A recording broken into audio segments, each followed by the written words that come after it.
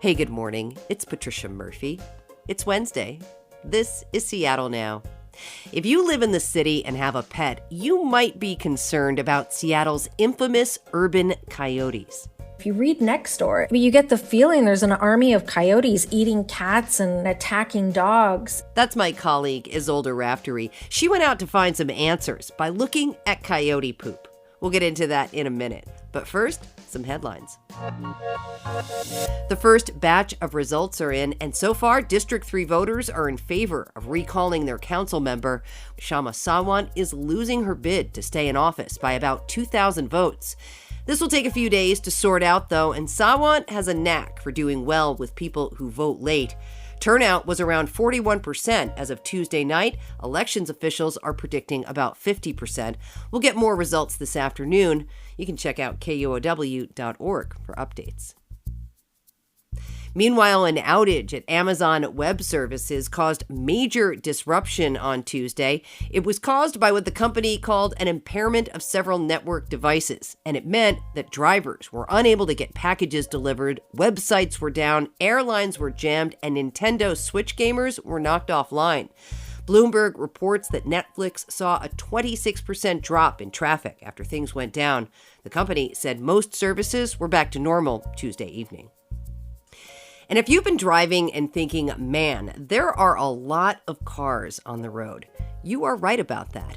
The traffic watchers at Kirkland's NRIX say congestion is easing back. Their latest scorecard found that Seattle drivers spent 30 hours in traffic in 2021. That's up a bit over 2020, but we're still ahead of the game if you compare it to pre-pandemic life. NRIX says drivers spent 44 fewer hours stuck in traffic this year compared to pre-COVID Seattle.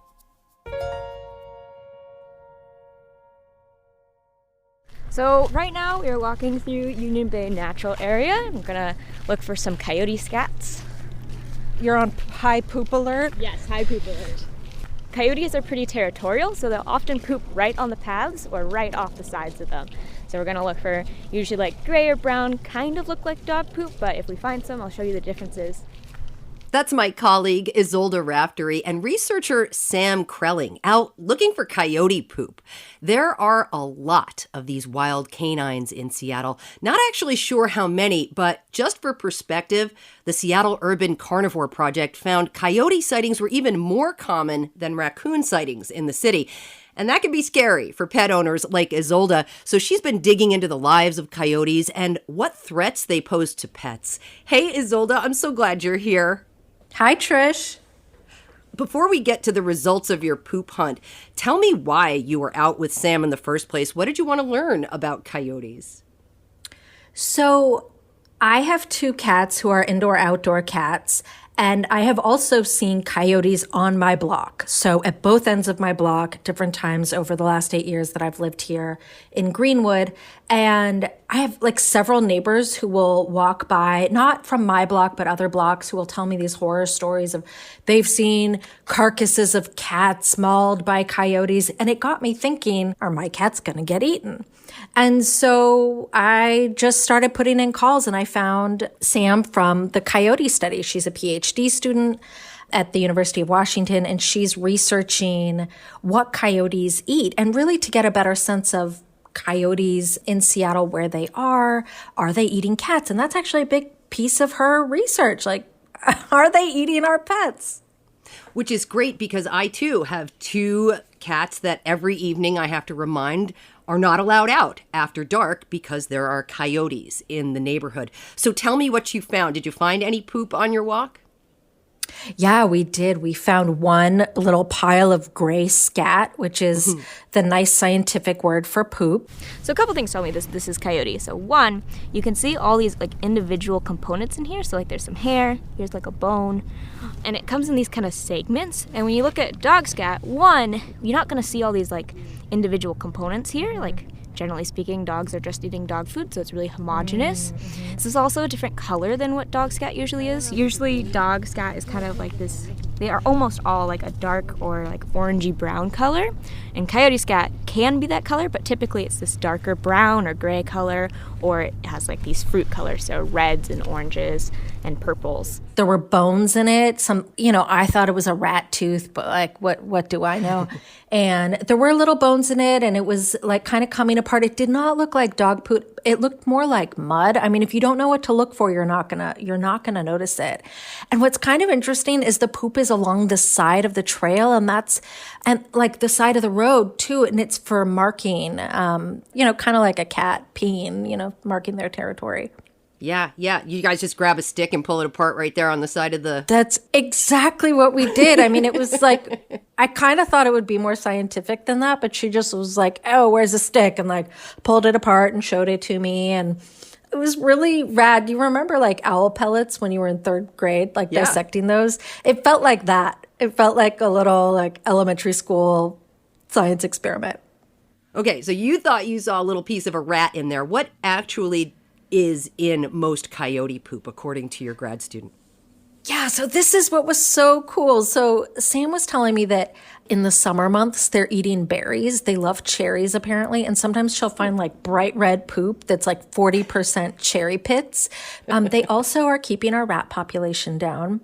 They're also eating bunnies. Bunnies they're really easy to get. And they're, as Sam said, they're pretty dumb. There's a lot of them, there've been a lot of news reports, lots of bunnies out there. And yes, they do eat some cats. Like that does happen. Some studies show that cats are like maybe 13% of their diet. There have been studies that show like up to 44% of their diet. However, Sam said that of her 600 samples that she's taken so far, I guess 601 when I was with her, she's only seen one feces sample where she could definitively say it was a cat, and there was I guess a claw in it. It made me feel a lot better because I tell my cats every night as they're meowing at the door, like, you can't go out. It's coyote o'clock. You can't go out. Same. And now every night. Yeah. And now I'm like, well, maybe. Okay. Like ever since I went out with her and learned about this, I'm less nervous. Okay. And we should really bring this up because the fear of something like our pets being eaten by coyotes is so prevalent in my neighborhood groups. And I can tell you right now, a woman was walking through my backyard with a cat tracker like 2 weeks ago because her cat disappeared. And of course, the rumor was it was eaten by a coyote. Why are cats not so popular for these canines? Cats are really unappealing because they have claws. They will scratch, they fight back. And if you're a wild animal, you cannot risk getting a scratch to the face. Like that, if you go blind in one eye, you're dead. If our cats get hurt, we go to the vet. There's no like coyote doctor. So they're going to avoid domestic animals. And for the most part, they do avoid domestic animals. Now, I have heard on NextDoor, I mean, if you read NextDoor, it's like, you get the feeling there's an army of coyotes eating cats and attacking dogs. And I don't really know where it comes from. So I heard on NextDoor that there was a den of coyotes at a local cemetery, at Crown Hill Cemetery. And I went and I knocked on the manager's door and I was like, hey, where's the den? And he's like, oh my God, that NextDoor rumor, everybody's talking about the den. There's no den. And like, yeah, they once had a coyote go through there, but it's been months.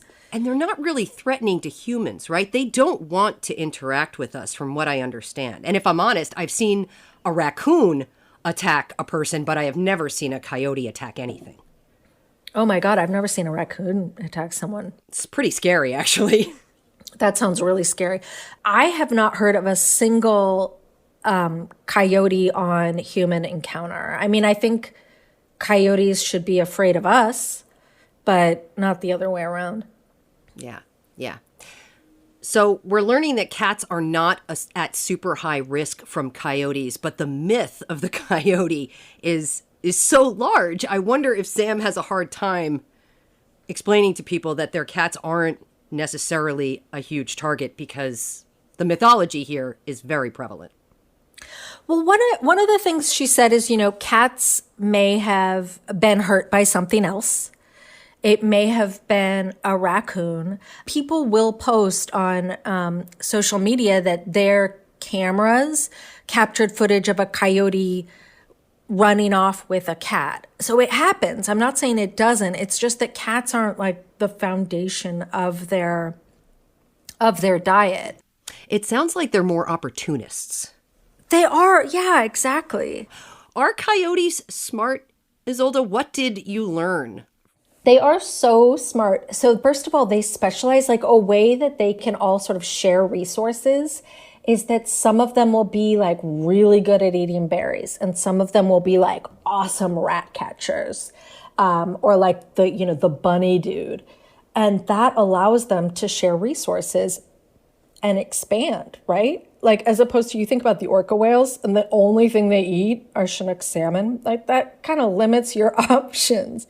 But coyotes have actually adapted to the urban environment so well that way. Isolde, what else did you learn from Sam about the lives of coyotes in the city? Okay, well, so I learned that the urban coyotes are very likely different from rural coyotes, and they're like kind of these bold, street smart coyotes. I also learned that if a mom has a bigger range, she will have more pups. And if she has a smaller range and fewer resources to rely on, she actually will have smaller litters, which is wild to me that your biology can determine your litter size, or your environment can determine your litter size. And then where they are in Seattle is interesting to me. You know, they really are in North Seattle. I guess it makes sense. There are more green spaces in North Seattle and Northwest Seattle. There are very few coyote sightings, like none basically, in West Seattle and downtown, a few in Seward Park. But yeah, so that was interesting too. And just honestly, just how smart they are. I mean, I totally fell in love with coyotes learning about them on this little reporting adventure. Yeah.